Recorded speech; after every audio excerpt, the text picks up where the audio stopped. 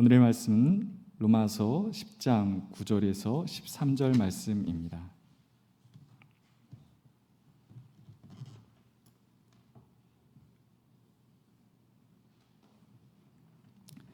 봉독하겠습니다.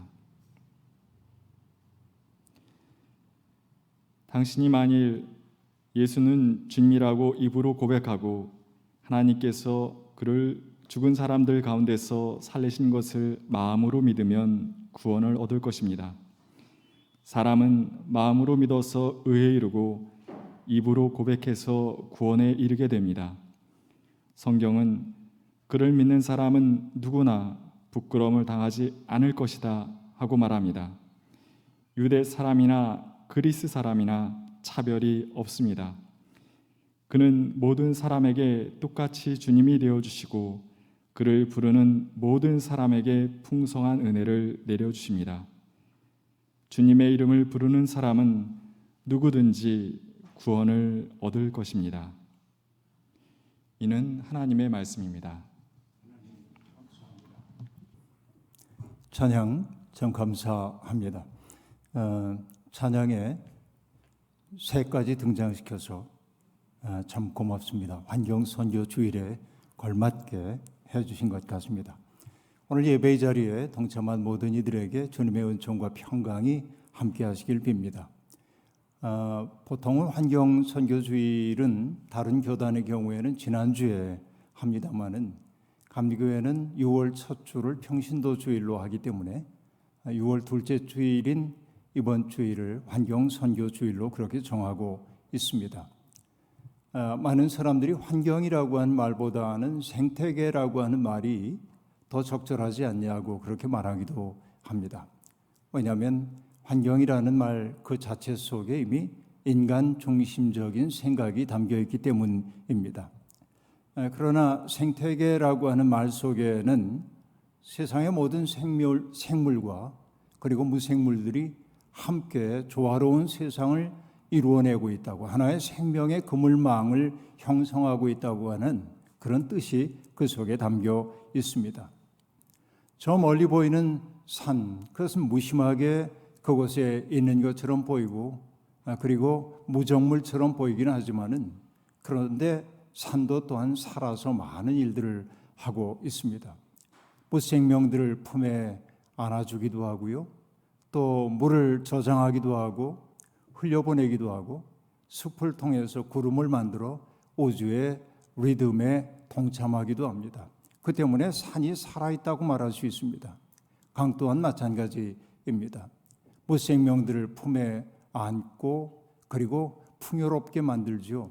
흘러가는 곳마다 살아있는 것들을 이롭게 만드는 것, 바로 그런 의미에서 강도 또한 살아있다고 말할 수 있겠습니다. 인격성이 없다 뿐이지 산도 강도 살아있는 실체임이 분명합니다. 인간은 하나님이 창조하신 세상에 아주 늦게야 초대받은 손님이라고 말할 수 있겠습니다. 먼저 세상을 창조하시고 하나님은 인간을 그 동산 속에 초대해 주셨기 때문이죠. 그런데 초대받은 손님들의 윤리가 있죠. 초대받은 손님들은 주인이 정해놓은 법도를 따라야 합니다. 무도한 무리처럼 주인집을 난장판으로 만들면 안 됩니다. 내 집에 어떤 손님이 찾아왔는데 주인의 동의도 구하지 않고 그저 함부로 사방 뒤지고 다니고 냉장고를 열었다 닫았다 하고 소파에 함부로 들어놓고 음악을 크게 틀어놓고 밤늦게까지 쿵쾅거린다고 한다면 주인은 더 이상 그를 손님으로 인정하기가 어려울 겁니다. 죄송하지만은 제 집에서 나가달라고 말할 수밖에 없습니다. 그런데 오늘 우리는 그러한 무도한 손님처럼 지구에서 살고 있는 것 아닌가 생각해 봅니다. 인간은 하나님께서 동산을 잘 돌보라고 그렇게 초대해 주셨는데도 불구하고 인간은 그 동산의 나무들을 함부로 다루고 베어내고 그리고 값진 것을 얻기 위해 땅을 파헤치고 오염시키며 오늘에 이르게 되었습니다. 필요한 것들을 얻기 위해 자연을 윽박지르며 살아온 것이 인간의 문명이라고 말할 수 있겠습니다. 바로 그것이 닥달하는 행위이죠. 사람들은 그렇게 자연을 닥달하는 행위를 두고 발전 혹은 개발이라고 이야기해왔습니다. 지구의 장구한 역사 가운데 지난 200여 년, 특별히 지난 20세기는 정말 자연에 대한 인간의 닥달 행위가 최고조에 이르렀던 때라고 말할 수밖에 없습니다. 그 결과 우리 모두의 생명의 고향인 지구는 점점 황폐하게 변해가고 있습니다. 생태계의 균형이 심각하게 무너지고 있고 자연재해가 빈번하게 일어나고 있습니다. 그 전 세계를 지금 어려움 속에 빠뜨리고 있는 코로나19와 같은 감염병조차도 바로 기후 위기와 더불어 찾아온 불편한 손님, 초대하지 않은 손님임이 분명합니다. 사람들은 뒤늦게 이제 사태의 심각성을 깨닫긴 합니다만, 그러나 오늘의 우리의 그릇된 삶의 방식을 청산할 것처럼 보이지 않는다는 데 문제가 있습니다. 국가적으로 보자고 한다면 탄소 중립위원회를 만들고 기후 위기를 되돌릴 수 있는 방안을 국제적으로 모색하긴 하지만, 그러나 여전히 전 세계를 사로잡고 있는 것은 경제 논리이지 생명의 논리는 아니다라고 하는 데 있습니다. 지금 이 코로나19가 우리에게 요구하고 있는 것은 경제를 최우선에 두었던 삶의 방식에서 돌이켜서 생명을 우선에 둔 삶으로 돌이키라고 하는 요구임에도 불구하고 우리는 언제나 경제 논리를 생명 논리보다 앞세우고 있는 이 그릇된 삶의 방식에서 벗어나지 못하고 있습니다. 며칠 전 광주에서 벌어진 재개발 지역 건물 붕괴 사고가 그 한 예입니다. 안전 불감증이 빚은 참극들이 끊일 새 없이 벌어지고 있습니다. 한순간 벌어진 그 사고들은 수많은 가족들의 삶을 파편화시켰습니다. 쓰러진 생명 되돌릴 수 없고요. 남겨진 사람들의 가슴속에 남아있는 그림자 좀처럼 세월이 가도 흐려지지 않을 겁니다. 그들은 일평생 그날의 고통스러웠던 기억을 안고 살 수밖에 없는 것이죠. 그렇습니다. 우리가 조금이라도 지혜로운 사람이라고 한다면 코로나19야말로 우리 문명에 대한 일종의 빨간 신호등이라는 생각을 품어야만 합니다. 그동안 가속 페달에서 발을 떼지 못했던 우리의 삶, 가속 페달에서 발을 떼는 순간 뒤처질지 모른다고 하는 그 공포가 우리를 사로잡고 왔다고 한다면 이제는 가속 페달에서 발을 뗄 때임을 인정해야 한다는 말입니다. 부푼 욕망을 다 채우며 사는 것이 행복이라고 세상이 말하고 있지만은, 그러나 그것은 거짓 실화에 불과하고 누구나 다 욕망 충족의 길로 가다가는 결국 공멸의 길로 갈 수밖에 없다는 사실을 깨달으라고 오늘 이 시대는 우리에게 말하고 있습니다. 욕망이라고 하는 이름의 기관차가 우리를 이끌 때 오히려 행복이라고 하는 목표로부터 점점 멀어진다는 사실을 우리는 경험을 통해 조금은 알고 있습니다. 몸이 아프면은 모든 일정을 재조정해서 몸을 돌봐야 하는 것처럼 지금 이 지구가 아프기 때문에 우리는 아픈 지구를 건강하게 만들기 위해 할 수 있는 최선의 노력을 다해야 합니다.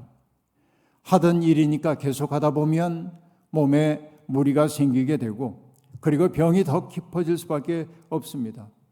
지금은 그런 의미에서 재조정의 시간이 되어야 합니다.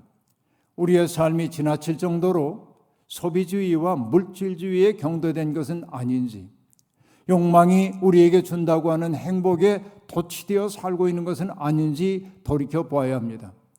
그래서 저는 이야기합니다. 우리 시대에 성령의 9가지 열매 가운데 우리 시대가 맺어야 할 열매가 있다고 한다면 절제의 열매라고 생각합니다. 절제할 줄 아는 것, 내 삶에 제동을 걸 줄 아는 것, 내 삶은 이만하면 됐다고 말할 줄 아는 그것이 바로 이 시대의 절박한 하나의 과제, 신앙적 과제라는 생각이 든다는 말씀입니다.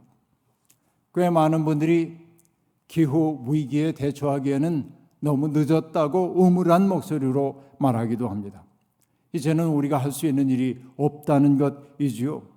그래서 그들은 옛삶의 관성에 저항할 생각을 하지 못합니다. 어차피 망할 세상이라고 한다면 그래서 나 좋을 대로 살겠다고 생각하는 이들이 많습니다.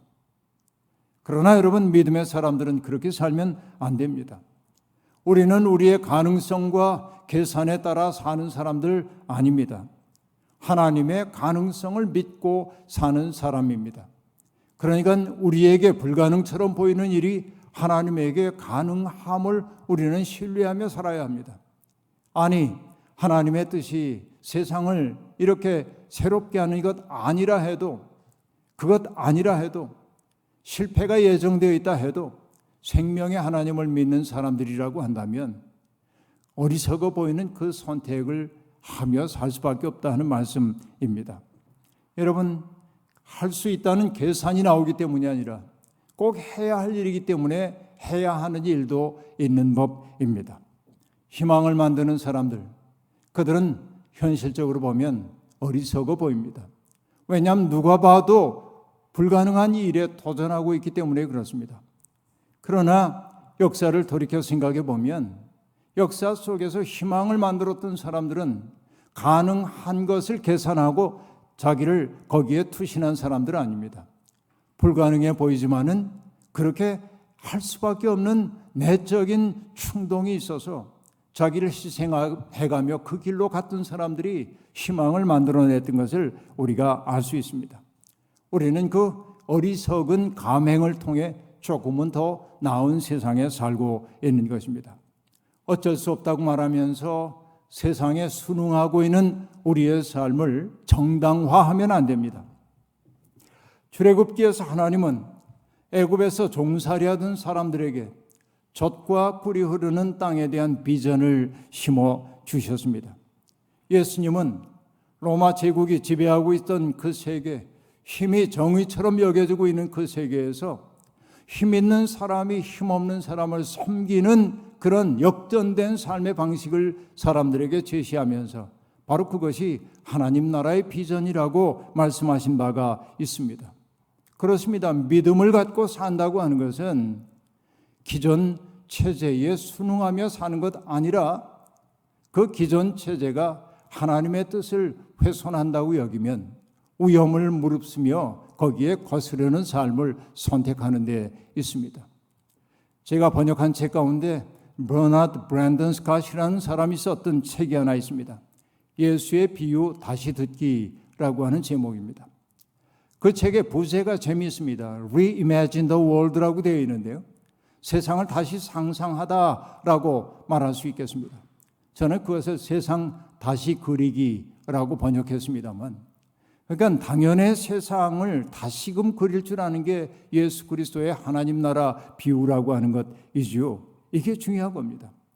우리에게 익숙한 세상에 적응만 하며 살다 보면 나도 모르는 사이에 그 시대의 정신을 닮은 사람이 될 수밖에 없습니다. 바울 사도가 로마서에서 너는 이 세대를 본받지 말라고 얘기했지만은 우리도 모르는 사이에 확고하게 이 세대를 닮은 사람이 되어 살고 있는지도 모릅니다. 이게 우리가 스스로를 돌아봐야 할 부분입니다. 그러나 우리는 다른 삶을 살고 싶어 하긴 합니다. 하나님 나라의 꿈이 우리 속에 있기 때문입니다. 그러나 우리는 쭈뼛거리기 일쑤입니다. 주변의 눈치를 봅니다. 왜냐하면 자칫 내가 다른 삶을 선택했다가 이 세상의 흐름에서 도태되는 것은 아닌가 하는 두려움이 있기 때문에 그렇습니다. 마땅히 이렇게 사는 게 맞다고 마음으로는 동의가 됩니다. 그러나 그 삶을 선택한 용기는 없습니다. 왜? 다른 이들이 다 이쪽을 선택하여 살고 있기 때문에 나의 선택이 어쩌면 나를 도태시킬지도 모른다는 내면의 불안감이 우리 속에 있기 때문에 그렇습니다. 물론 세상에는 그러한 흐름을 거슬러 사는 사람들이 있습니다. 소수에 불과하지만 말입니다. 그러나 여러분, 우리가 예수님을 믿고 하나님을 믿는다고 하는 것은 세상의 순치되기를 거부하고 새로운 질서를, 문법 구조를 만들며 산다는 말 아니겠습니까? 바로 그렇게 사는 것, 바로 그것이 옛사람과 결별하고 새로운 사람으로 살아가는 삶이라고 말할 수 있습니다. 성경의 이미지로 얘기하자면 바로 그것이 새하늘과 새 땅 아닙니까? 우리는 새하늘과 새 땅을 추구하며 살라고 부름받았음에도 불구하고 하나님을 믿는다고 말하면서도 여전히 옛 하늘, 옛 땅의 질서 속에 매여 살고 있는 것 아닌가 돌이켜봐야 합니다. 오늘 우리는 본문을 통해 예수님을 믿는다는 고백 속에 담겨있는 속뜻이 무엇인지를 헤아려 볼 필요가 있습니다. 당신이 만일 예수는 주님이시라고 입으로 고백하고 하나님께서 그를 죽은 사람 가운데서 살리신 것을 마음으로 믿으면 구원을 얻을 것입니다. 사람은 마음으로 믿어 의에 이르고 입으로 시인하여 고백해서 구원에 이르게 됩니다. 오늘 본문이 그렇게 말하고 있습니다. 입으로 하는 고백과 믿음으로 마음으로 믿는 믿음이 나란히 등장하고 있습니다. 입으로 하는 고백, 마음의 믿음, 이것은 동떨어진 게 아닙니다. 신명기 30장 14절의 말씀을 반영한 표현입니다. 신명기는 하나님의 말씀이 아주 가까운 곳에 있다고 말합니다. 우리의 입에 있고 우리의 마음에 있다고 얘기합니다. 다시 말하면 하나님의 뜻은 공부를 많이 한 사람들이나 신비 체험한 사람만이 알 수 있는 그런 것이 아니라 우리가 마음을 열기만 하면 누구나 알 수 있는 게 하나님의 뜻이라고 얘기하고 있는 것입니다. 하나님의 마음은 피조물인 우리 속에 이미 새겨져 있다는 말이 신명기 본문이 우리에게 들려주고 있는 말씀입니다. 다만 우리의 마음속에 죄로 말미암아 때가 묻어서 하나님의 뜻이 뚜렷하게 보이지 않을 따름입니다. 그런데 여러분, 예수님을 주님으로 고백한다고 하는 것, 그건 어떤 의미일까요? 주님, 제가 당신을 주님으로 믿고 고백합니다 라는 이 말일까요? 이건 그야말로 입술의 고백입니다. 그러나 우리가 예수님을 주님으로 믿고 고백한다고 하는 것은 그분의 삶과 가르침을 내 삶의 최고 원리로 삼고 살아가겠다는 다짐입니다. 바로 예수 그리스도가 우리에게 보여줬던 삶이야말로 영생에 합당한 삶임을 나는 확고하게 믿고 그렇게 따르겠다고 하는 고백인 것입니다. 여러분, 고백을 뜻하는 헬라어 호몰로게오라고 하는 말은 자기의 속마음을 숨기지 않고 드러내는 것을 뜻합니다. 고백한다고 하는 것은 내가 하나님 앞에 죄인이라고 하는 사실을 고백하는 것이기도 하지만, 그러나 동시에 나의 죄를 하나님 앞에 고백했더니 하나님이 나를 받으시고 새롭게 빚어주셔서 새롭게 지음받은 사람으로 사는 삶의 기쁨이 얼마나 큰지를 얘기하는 게 고백입니다. 이건 이중의 과정으로 함께 가야 한다는 얘기입니다. 바로 그것이 마음의 믿음과 입술의 고백의 일치라고 말할 수 있습니다. 우리는 바로 그런 삶으로 초대를 받고 있는 것입니다. 예수님을 주님으로 믿는 사람들, 그들을 저는 이렇게 한마디로 말하고 싶습니다. 새로운 생태계를 만드는 사람들이다 라고 말이죠. 다시 말해 새 하늘과 새 땅을 열어가는 사람들이라고 말하고 싶습니다. 예수님을 주님으로 믿고 고백하는 사람들의 모임인 교회는 세상에 어떤 사람도 배제하지 말아야 합니다. 생각도 취향도 피부색도 언어도 다를 수 있습니다. 정치적인 입장이 다를 수도 있습니다. 그런 이들이 함께 어울려 서로를 배제하지 않으며 꽃동산을 이룰 수 있어야 교회다운 것입니다. 바로 그것이 건강한 생태계입니다. 건강한 생태계의 특징은 다양한 생물들이 어울려 살아간다는 데 있습니다. 토양과 곤충과 미생물과 초식동물과 육식동물들이 조화를 이루며 살 때 그 생태계가 건강하지요. 그렇습니다. 옛날 농부들은 밭에 한 작물만 심지 않았습니다. 때때로 사이짓기를 했고요. 섞어 심는 것이죠. 때로는 그루가리를 했습니다. 이모작입니다. 봄에 이거 심었다가 가을이 되면 딴 거 심는 것이죠. 돌려짓기를 하기도 했습니다. 한 해는 이거 심고 다음 해는 다른 거 심고. 왜 그랬을까요? 어리석어서요? 아니요. 그렇게 해야만 땅이 지력을 잃지 않는다는 사실을 알았기 때문입니다. 질소를 땅에 고정시키는 역할을 하는 식물과 그것을 이용하여 열매를 만드는 작물을 함께 심음으로 그 생태계를 건강하게 보존했던 게 전통적인 농부들의 지혜라고 말할 수 있습니다. 바로 이것이 우리 공동체에도 그대로 반영되어야 합니다. 다니엘 경작의 배단은 다른 것들이 틈입할 여지를 주지 않는다는 데 있습니다. 다니엘 경작하면 동일한 것들이 함께 모여 있으면 질서 있는 것처럼 보이는지 몰라도, 그러나 그 다니엘 경작은 땅을 황폐하게 만든다는 데 있습니다. 사회도 똑같습니다. 다양한 사람들이 어울려 함께 살다 보면 갈등도 생기고 무질서하게 보이기도 합니다. 그러나 나와 여러모로 다른 사람들이 어울리면서 그들의 취향과 생각, 삶의 방식을 존중해가며 하나의 공동체를 이루려고 할 때 오히려 우리의 영혼이 커집니다.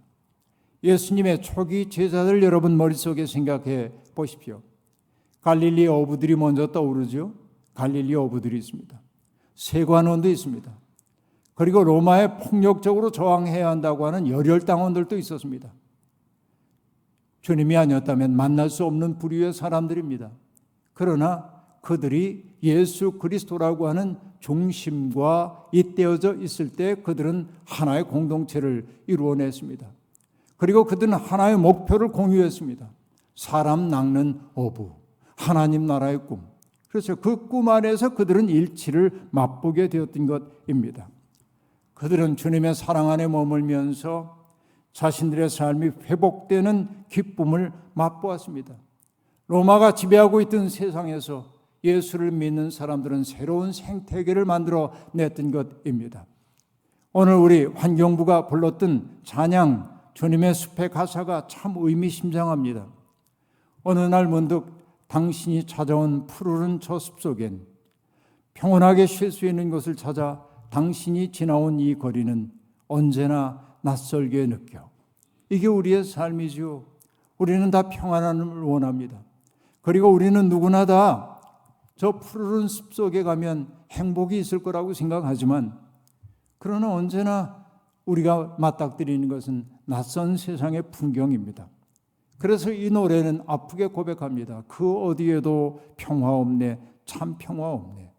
이게 세상의 모습입니다. 그러나 노래는 참 평화 없다는 데 그치지 않습니다. 그렇지만 당신의 앞에 펼쳐진 주님의 숲에 지친 당신이 찾아온다면, 숲은 두 팔을 벌려 그렇게도 힘들어했던 당신의 지친 어깨가 이젠 편히 쉬도록 여기 주님의 숲에 라고 말합니다. 세상은 우리를 힘들게 만들었어요. 평안을 원하는 우리에게 오히려 고통을 안겨주기도 했습니다. 그러나 주님의 숲에서는 쉴 수 있다고 노래하고 있습니다. 평화 없는 세상에 살면서 지친 이들을 품어안는 주님의 숲. 그 숲에는 병든 사람, 세리와 죄인, 귀신 들린 사람, 여성들, 날품팔이 노동자들, 진리를 구하던 공회원들, 그리고 율법학자들 누구도 배제하지 않는 곳이었습니다. 숲이 두 팔을 벌려 사람들을 안아주듯이 주님은 스스로 숲이 되어 사람들을 품에 안으셨고, 뿐만 아니라 우리를 당신의 숲이 되라고 불러주셨습니다. 숲이 되어 사람들을 품어 안으라고 말입니다. 바로 이것이 교회의 마땅한 질서입니다. 여러 해 전 저는 독일의 라이프치히라고 하는 도시에 찾아갔습니다. 그 도시에 굳이 갔던 까닭은 독일 통일에 상당히 중요한 역할을 했던 촛불 집회가 벌어졌던 성 니콜라이 교회에 방문하고 싶었기 때문입니다. 그 니콜라이 교회, 저는 그 교회를 너무나 좋아합니다. 로마네스크 양식과 후기 고딕 양식, 그리고 바로크 양식으로 된 탑이 장엄한 예배당입니다. 그 예배당을 밖에서 이렇게 바라보다가 입구에 들어서는 순간 제 눈길을 사로잡고 있는 구절이 하나 있었습니다. 키르헤 오펜 피어 알레라고 하는 말이었습니다. 그것은 모든 이에게 열려있는 교회라고 하는 뜻입니다. 독일이 통일되기 이전에 동독에 속해 있던 그 지역에서 니콜라이 교회의 담임 목사인 크리스티안 피로는 칼을 쳐서 쟁기로라는 주제하에 매주 월요일 5시에 평화 기도회를 개최했습니다. 동독 당국에 의해 박해를 받고 있던 기독교인, 비기독교인, 반체제 인사, 무신론자 등 많은 이들이 그 기도에 동참했습니다. 그러니까 키르헤 오펜피어 알레라고 하는 말은 예수를 주님으로 믿고 고백하는 사람만 들어오라는 것이 아니고 정말로 평화를 갈망하는 모든 사람들 다 올 수 있도록 우리는 열려 있다고 얘기하고 있는 것이지요. 그렇습니다. 니콜라이 교회는 그런 모든 이들의 품이 되어주었던 것입니다. 주님의 숲은 바로 이러한 넉넉한 사랑의 공간입니다. 차이를 근거로 하여서 사람들을 가르고 배제하고 혐오하고 모욕을 안겨주는 것, 그것은 예수 정신과 무관하다는 사실을 우리가 알아차려야만 합니다. 주님의 숲은 사람들로 하여금 가쁜 숲을 가라앉히고 고요하게 자기의 삶을 돌아보게 하는 곳입니다. 우리가 살고 있는 세상은 끊임없이 우리 속에 두려움과 공포를 주입합니다. 바로 그것이 세상의 지배 전략입니다. 두려움에 사로잡힌 사람의 시야는 좁아질 수밖에 없습니다. 그 때문에 그들은 눈앞에 펼쳐진 현실에만 고정된 채 살 수밖에 없습니다. 그러나 믿음이란 무엇입니까? 눈앞의 것만 바라보는 것 아니고 떨어져서 바라보도록 하는 거예요. 일본인 신부인 오시다 시게토라고 하는 분의 책 제목이 먼 빛의 눈길입니다. 이것은 신앙을 나타내는 하나의 표현입니다. 내가 믿음을 갖고 산다고 하는 것은 뭐예요? 나의 현실 떨어져서 바라봄입니다. 하나님의 눈으로 바라봄입니다. 그때 여러분 우리를 사로잡고 있었던 두려움과 공포는 저절로 쓰러질 수밖에 없습니다. 당장 우리를 초조함 속으로 몰아넣던 일들도 떨어져서 바라보면 조금은 다른 모습으로 보이지 않던가요? 그렇습니다. 주님의 숲에 들어온 사람들은 더 이상 자기 곁에 있는 이들을 경쟁 대상이나 물리쳐야 하는 적으로 인식하지 않습니다. 함께 살아가야 할 소중한 이웃으로 대하기 시작합니다. 그대가 있어 내가 있다고 하는 사실을 절감하기 시작합니다. 우리가 하나님의 사랑받기를 갈망하는 존재인 것처럼 내 옆에 있는 사람도 하나님의 사랑을 받고 누군가의 받아들임을 경험하고 싶어하는 사람임을 우리는 알게 됩니다. 그 사실을 알게 될 때 우린 비로소 우리를 연결하고 있는 하나의 끈을 이해하기 시작합니다. 주님의 숲에서는 모든 것이 서로 연결됩니다. 베드로는 각 사람은 은사를 받은 대로 하나님의 여러 가지 그 은혜를 맡은 선한 관리인으로서 서로 봉사하십시오 라고 말하고 있습니다. 우리에게 주어져 있는 각자의 은사는 주님의 숲을 풍요롭게 하는 데 활용되어야 한다는 말입니다. 아메리카 원주민의 혈통을 이어받은 미국의 생태학자인 로빈 월 키머러라고 하는 사람은 그의 책에서 슬쩍 지나가듯 이야기를 하는데 교육의 목적에 대한 이야기를 하는데 저는 그가 말하는 교육의 목적에 밑줄을 크게 그어놨습니다. 그는 이렇게 말합니다. 무엇을 줄 수 있는지를 알아내는 것. 이것이 교육의 목적 아닐까? 나 자신의 선물이 지닌 성질을 이해하고 세상을 이롭게 하기 위해 이 선물을 쓰는 법을 배우는 것. 이것이 교육의 목적이랍니다. 크게 공감했습니다. 이게 단순히 교육에 국한된 이야기이겠습니까? 신앙도 다를 바 없습니다. 우리는 내가 취해야 할 것, 그리고 남에게 받을 것에만 집중하는 경향이 있습니다. 그러나 내가 무엇을 줄 수 있는지를 이해하고 그리고 나 자신에게 주어진 선물을 이용하여서 세상을 어떻게 아름답게 만들지를 배우는 것, 이게 진짜 교육 아니겠습니까? 바로 이것이 진짜 신앙 아니겠습니까? 이런 마음으로 세상을 대하고 이웃들을 대한다면 우리 주변에서부터 아름다운 변화가 일어날 수밖에 없는 겁니다. 키머러는 말합니다. 우리가 느끼는 생태적 공감의 원은 생명 세계를 직접 경험하면 넓어지고 경험하지 못하면 쪼그라든다라고 말합니다. 여러분, 우리가 자꾸만 교회에 와가지고 다양한 사람들과 어울리면서 평화의 숲을 만들 때 우리 생태적 공감의 원이 점점 커지는 걸 느낀다 하는 얘기입니다. 고립된 삶을 살수록 점점 세상은 두려운 곳이 될 수밖에 없다는 것입니다.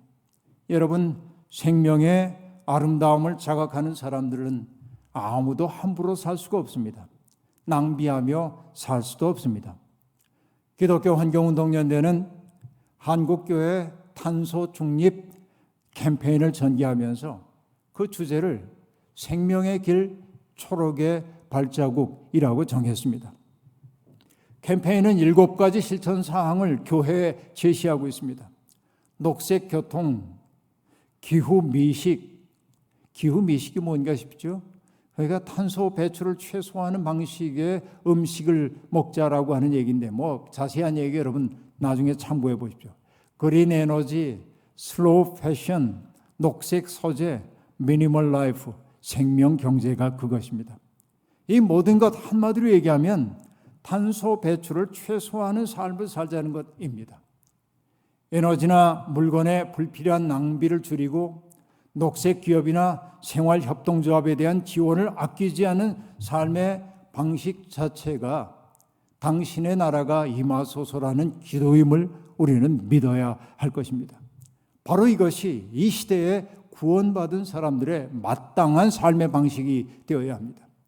예수를 믿고 구원받았다는 고백은 하지만은 이런 삶으로부터 무관하게 살고 있다고 한다면 우리의 믿음이 진실된 것인지 돌아볼 필요가 있습니다. 우리가 함께 모여 주님의 숲을 이룰 때 세상살이에 지친 이들이 다가와 새로운 희망을 품고 새로운 세상에 대한 꿈을 꿀 수 있습니다. 주님의 숲에는 유대인이나 그리스 사람이나 차별이 없습니다. 주님은 그 모든 이들에게 풍성한 은혜를 내려주십니다. 우리는 주님을 마음으로 믿고 입술로 고백하여 구원에 이르렀습니다. 이제 그 다음 해야 할 일은 무엇입니까? 우리가 구원받은 사람답게 살아야 하지 않겠습니까? 구원받은 사람이 되어 산다고 하는 것은 새로운 생태계를 만드는 것입니다. 사랑의 자장을 넓혀가는 것입니다. 생명을 풍성하게 하기 위한 삶을 능동적으로 선택하는 데 있는 것입니다. 주님의 숲을 크고 아름답게 풍요롭게 만드는 건 말입니다. 이것이 이 시대에 우리에게 주어져 있는 소명입니다. 주님의 도우심으로 우리의 삶이 날마다 풍성한 생명의 잔치가 되기를 간절히 축원합니다. 아멘. 주신 말씀 기억하며 거듭의 기도 드리겠습니다. 자비로우신 하나님, 욕망이 우리에게 지시하는 행복을 얻기 위하여 허위단심으로 걷다 보니 우리는 마침내 행복에 이르게 된 것이 아니라 오히려 더욱더 허덕이며 신기루 앞에 허망함을 느낄 때가 많았습니다. 하나님, 행복을 위하여 열정적으로 걸어간 그 길 주변을 돌아보니 이웃들은 다 사라지고 고립된 쓸쓸한 삶만이 남았습니다. 어찌해야 할 바를 모를 때 주님의 숲에서 우리를 불러주셨고 그 주님의 숲 속에 들어가 마침내 우리는 평안함을 누리게 되었습니다. 여전히 세상의 인력이 우리를 잡아채고 있지만 주님의 숲에 들어온 행복 누구도 앗아갈 수 없습니다. 이 속에서 우리 함께함의 기쁨 맛보게 도와주시고 생명을 풍성하게 하는 삶이 얼마나 아름다운지 경험할 수 있도록 이끌어 주옵소서. 예수님의 이름으로 기도하옵나이다. 아멘.